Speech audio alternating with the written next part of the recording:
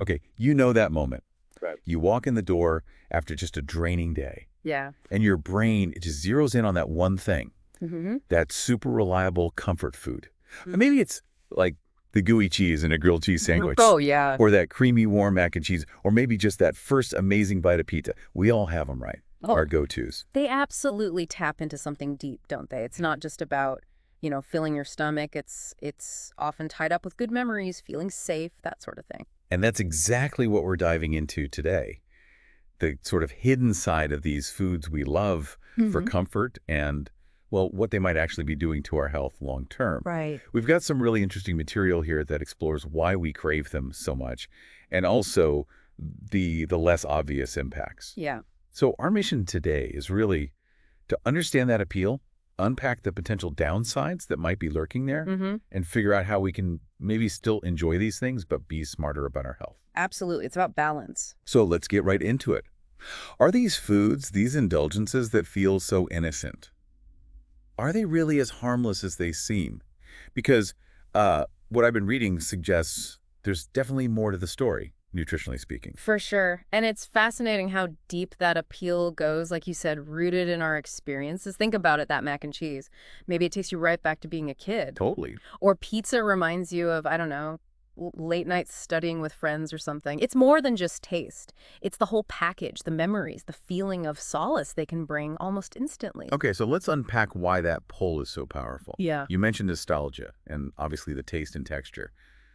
What else is happening there? Well, biologically, there's actually quite a bit going on. Eating these kinds of foods often triggers dopamine release in the brain. Ah, dopamine, Yeah. the feel-good chemical. Exactly. It's part of your brain's reward system. So you get this pleasurable feeling, and that reinforces the behavior, making you want to reach for it again, especially when you're stressed or feeling a bit down.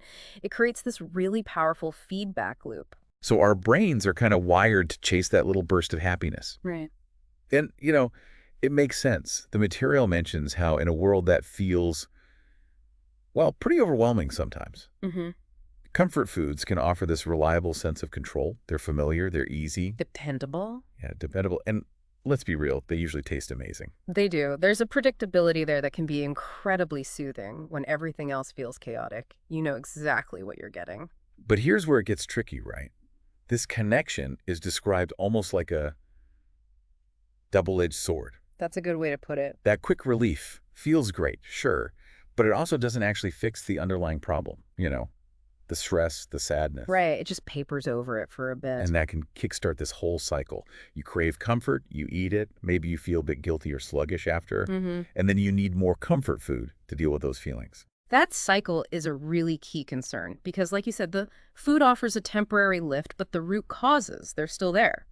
And that pattern, seek comfort, feel bad, seek more comfort, it can become pretty ingrained and, frankly, problematic for your health. So to really get why that cycle is tough to break, we need to look at what's in these foods. Exactly. Let's peel back the layers. Right, let's do it.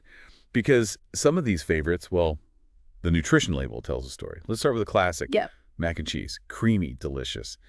But what's the reality? Okay, so a typical serving, let's say about 1 cup, you're looking at somewhere around 500 to 600 calories. Wow. Yeah. And about 20 to 30 grams of fat. Now, what's important here is that maybe 10 to 15 grams of that is saturated fat. Okay, saturated fat. Then you've got sodium, a lot of it, often 800 to 1200 milligrams. And carbohydrates, typically 50 to 70 grams, mostly from refined white pasta. Okay, that saturated fat number jumps out. I know that's the kind of linked to cholesterol issues, right? Yeah. Can you elaborate a bit? Sure. So when you eat a lot of saturated fat, it can raise your LDL cholesterol levels. That's the bad cholesterol. Right. And over time, high LDL can lead to plaque building up in your arteries, which increases your risk for heart disease. And that sodium level, that's also pretty significant. Definitely. The source mentioned how that much sodium in one go can really put a strain on your cardiovascular system. It really can. High sodium makes your body hold on to water, which boosts your blood volume and makes your heart work harder, increasing blood pressure. Over the long haul, that's tough on your heart and blood vessels. And the carbs.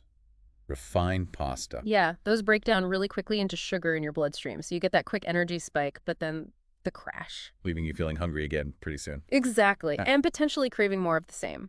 Okay, let's shift gears. Pizza. Yeah. Everyone loves pizza.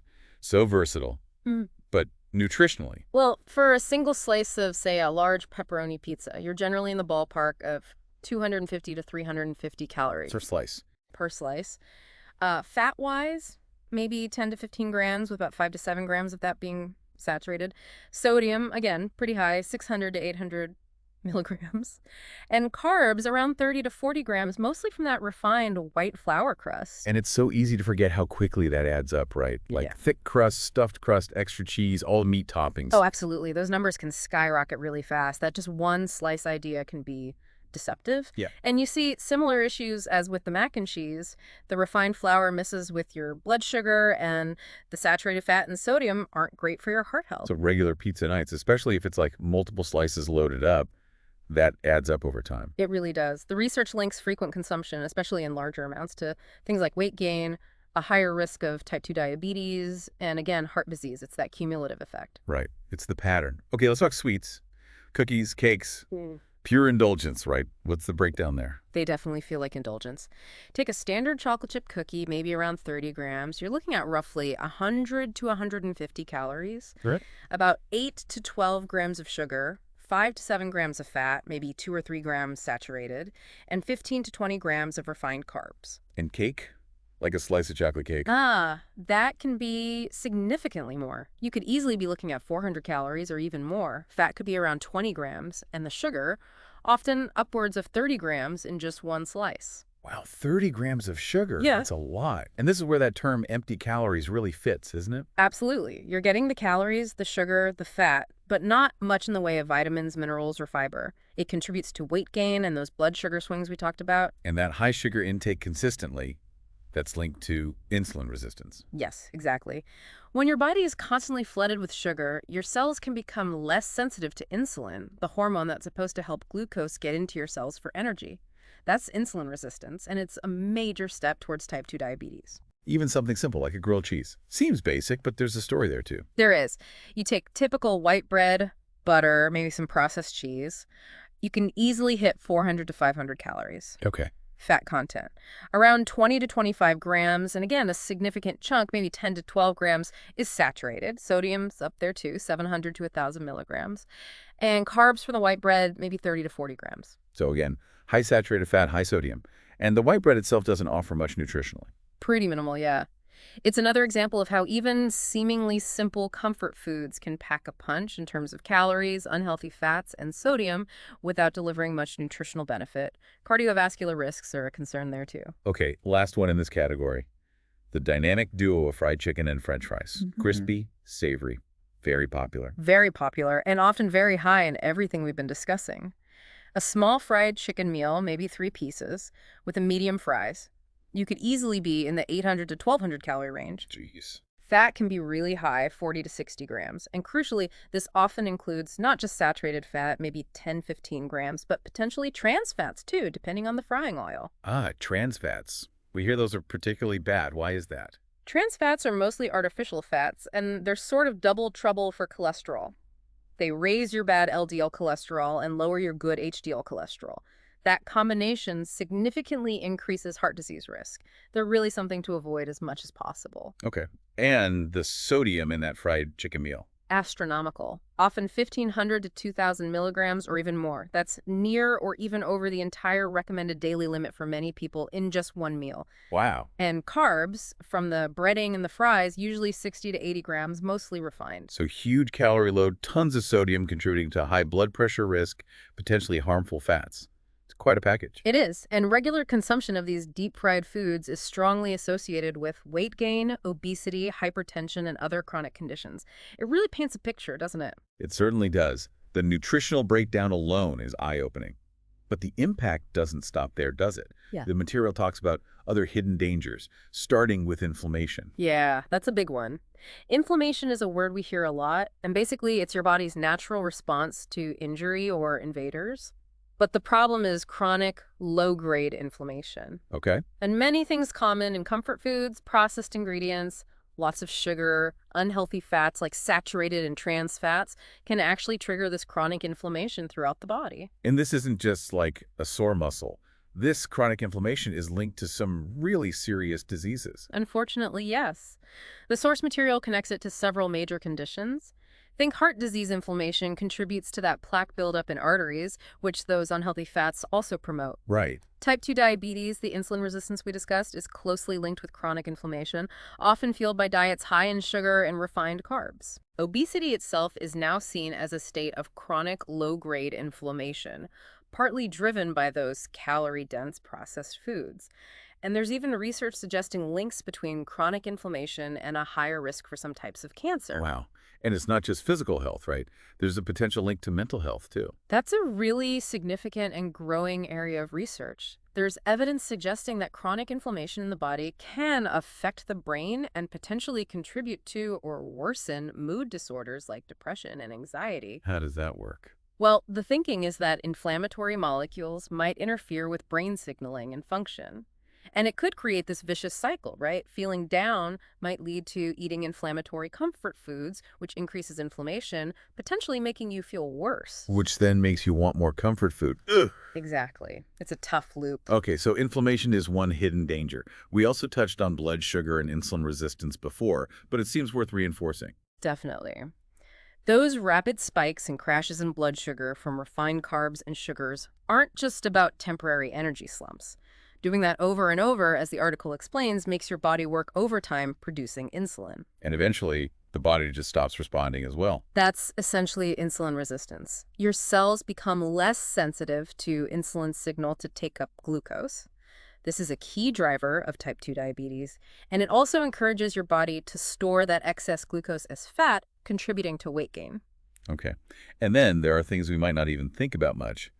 The additives and preservatives listed on the packaging of so many processed comfort foods. Right. These are added for flavor, texture, shelf life, all sorts of reasons. But some raise concerns. The article gives a few examples. Like what?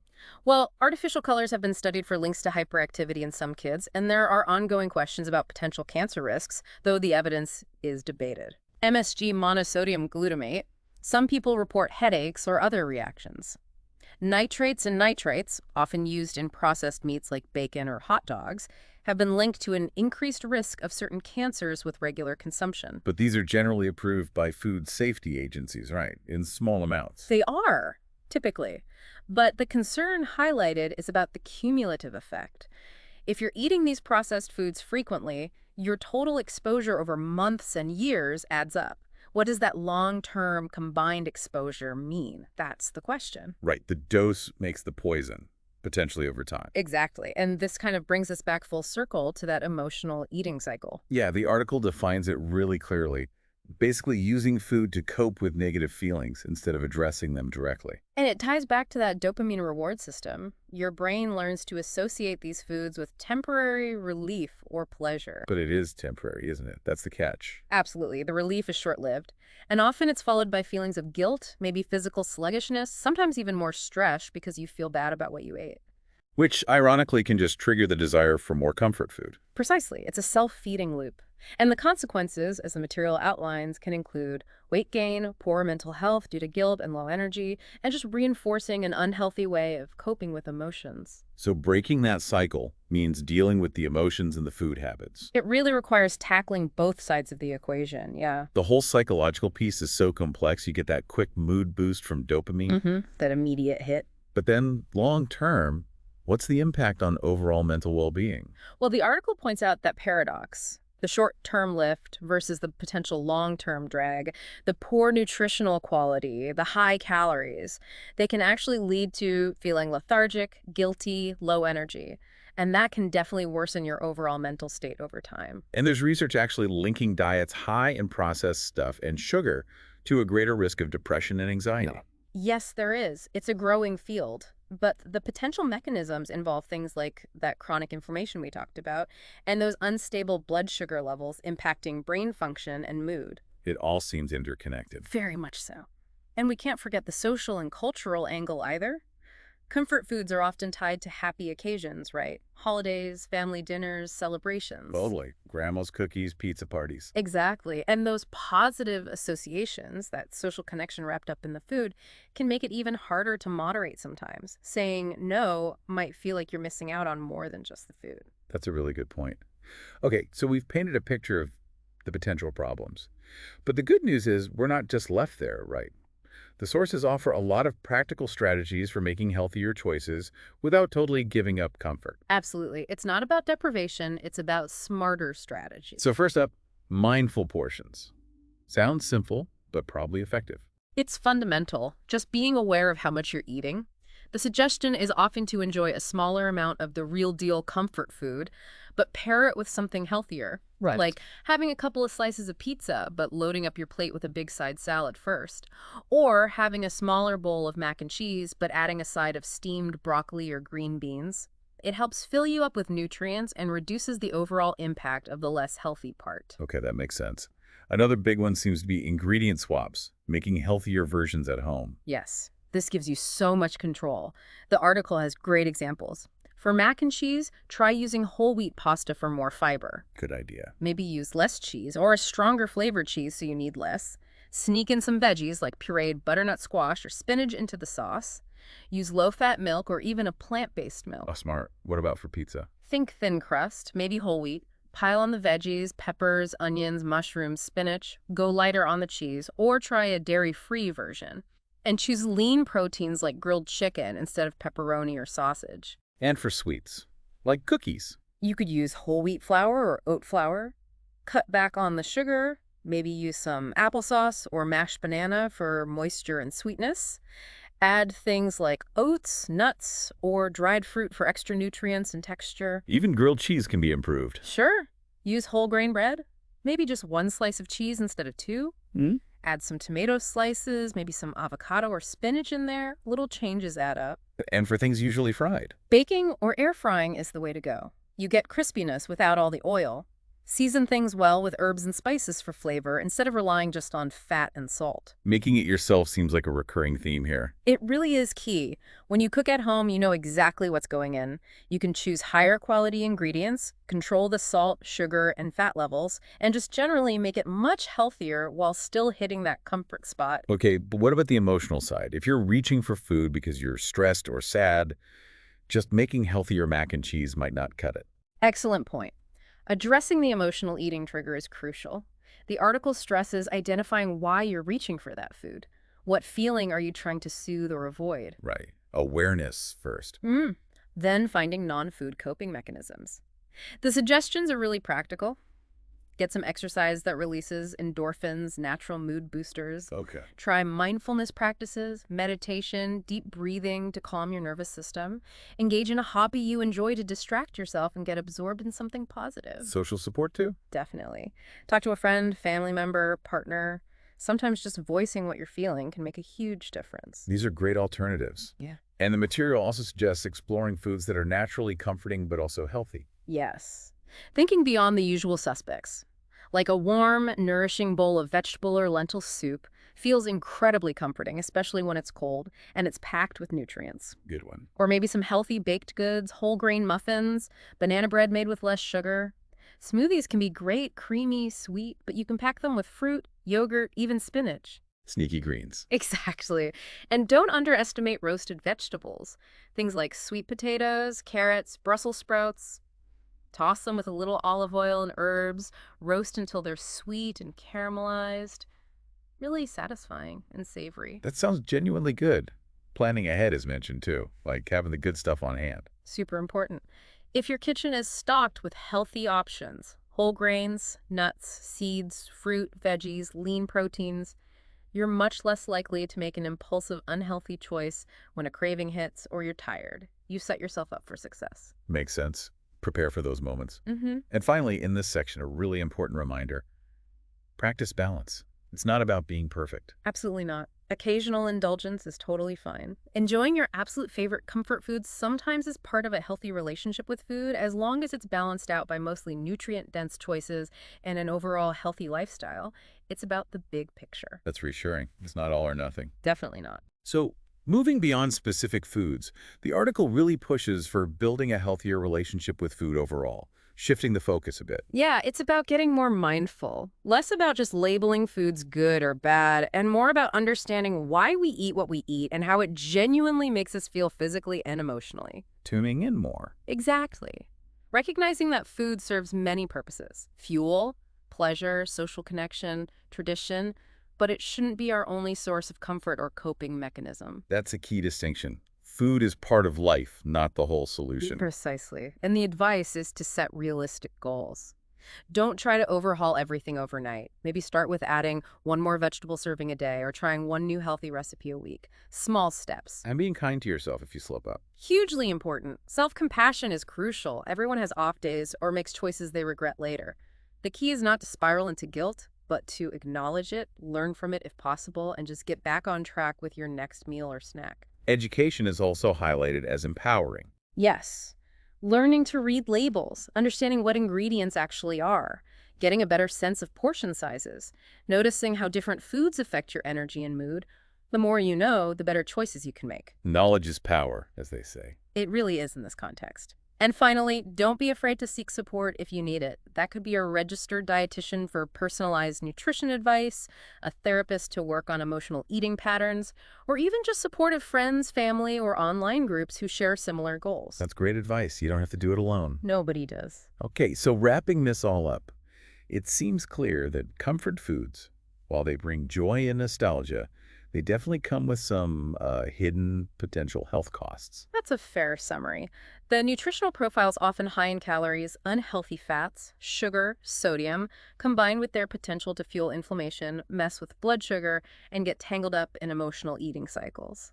It means they aren't always as benign as they feel. Right. Those links to chronic diseases are pretty sobering. They are, from heart disease and diabetes risk to just impacting our day-to-day energy and mood. And this is the hopeful part. We can make different choices. It's not about banning comfort foods forever. Not at all. It's about being more mindful, more conscious, making those smart swaps, watching portions, finding healthier alternatives that still satisfy, cooking more at home. And dealing with the underlying emotional triggers, if that's part of the picture for you. Exactly.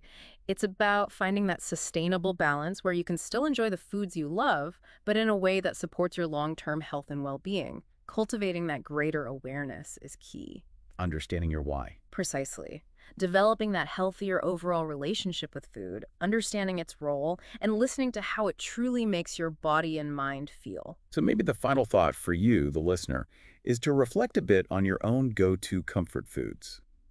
When you crave them, what are you really craving? Is it just the mac and cheese?